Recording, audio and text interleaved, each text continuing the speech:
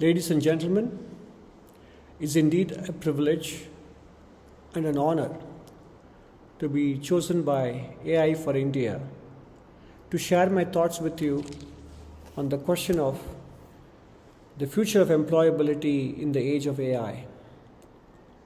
We live in a moment thick with noise.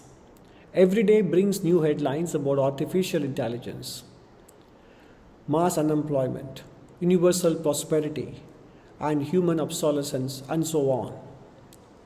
This noise arrives at a time when anxieties about employability are already elevated, shaped by geopolitical churn, reconfigured supply chains, and uncertain economic trajectories.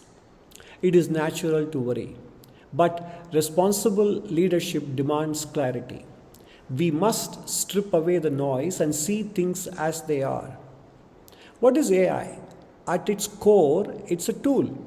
A powerful tool, but a tool nonetheless. Like the printing press, the steam engine, or the computer, it amplifies human capability even as it reshapes it. The question is not whether AI will transform work. It will. The real question is whether we will prepare our people, especially our youth, for that transformation. Let me offer a proposition that runs counter to the prevailing anxiety. AI does not reduce the need for deep cognitive ability. In fact, it raises the bar. To engage with AI meaningfully, one must frame precise questions. One must understand the domain well enough to evaluate output. One must exercise judgment, discernment, and critical reasoning at a higher level than before. AI can generate answers, but it cannot supply wisdom. That remains human endeavor. To use AI productively, you must elevate your own knowledge. You must know enough to distinguish signal from noise, insight from error. You must think deeply and think widely. That is why our most urgent task in the age of AI is to double down on foundational capabilities. Not basic literacy alone, but the ability to engage complex texts, or rather engage with complex text, follow sustained arguments, detect nuance, and understand context. We must cultivate cognitive resilience. When we design education, skilling programs, and employability strategies, we must resist the urge to chase the skill of the month. We must resist training narrowly for transient technologies. Instead, we must make a bold reform of our education system and pedagogy, one that reinforces what endures. Reading comprehension, quantitative reasoning, analytical clarity, ethical judgment, creative problem solving, and above all, the disciplined ability to ask the right question. This is not alien to us in the Indian tradition. It harks back to our own intellectual heritage. It is our classical system of learning, Purva Paksha, that required the student to rigorously understand, interrogate, and even challenge the position of the teacher before advancing an argument. Learning was not passive absorption, it was structured inquiry. It demanded clarity of thought, depth of reading, and intellectual courage. In many ways, an AI-driven world demands precisely this disposition. A thriving human in such a labor market will not merely be technically trained. He or she will be well-read, widely read, intellectually grounded, and capable of questioning before concluding.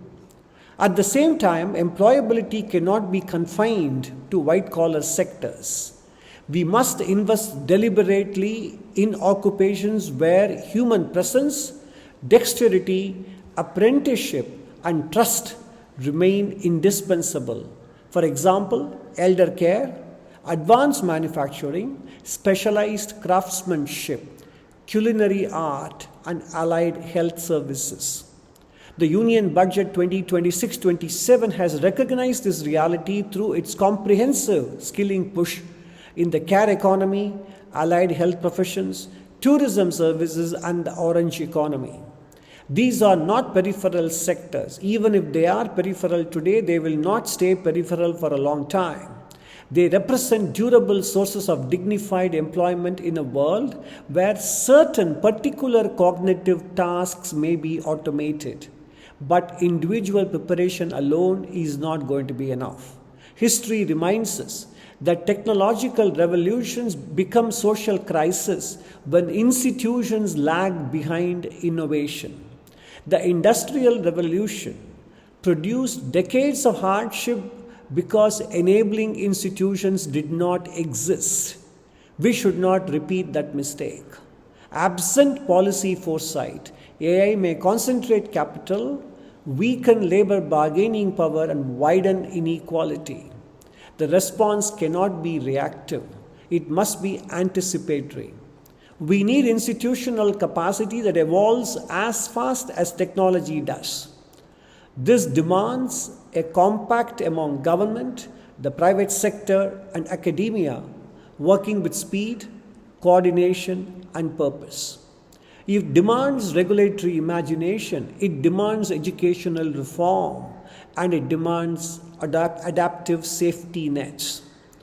If institutional reform is slow and personal adaptation slower, the transition will not be smooth, it will be prolonged and painful.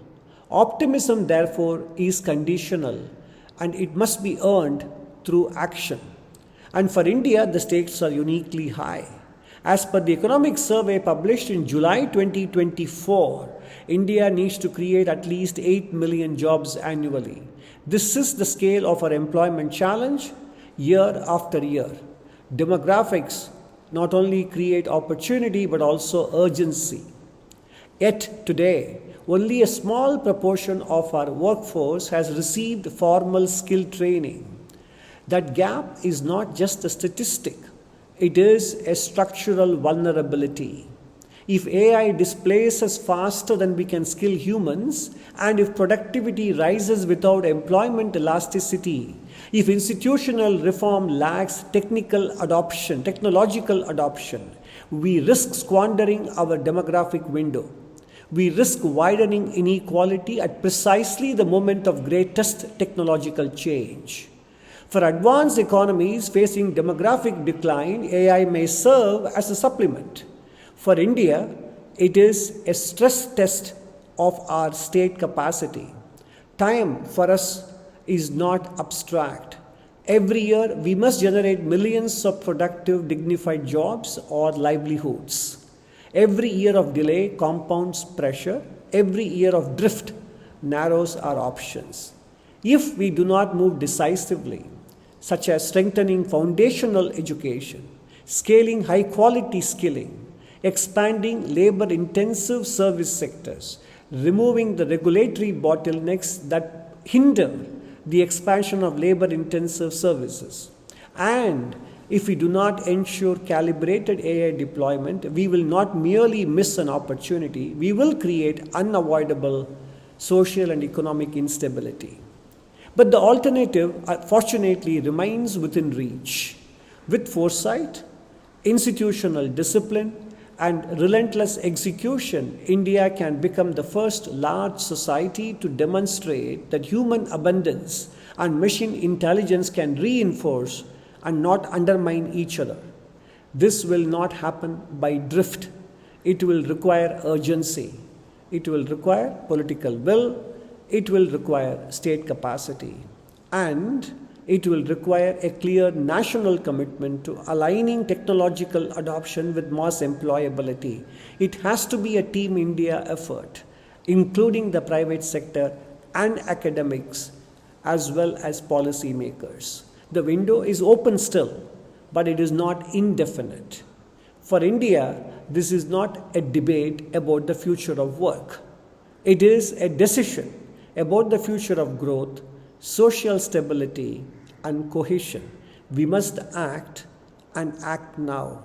The first step begins with a reform of our education and pedagogy and the teaching and the imparting of foundational skills. And that is where the path to co-creating prosperity with AI and employability in the age of AI, and that is where the path begins. Thank you very much. I wish the rest of the deliberation a lot of success and fruitful discussions and a path or a roadmap for decisive action.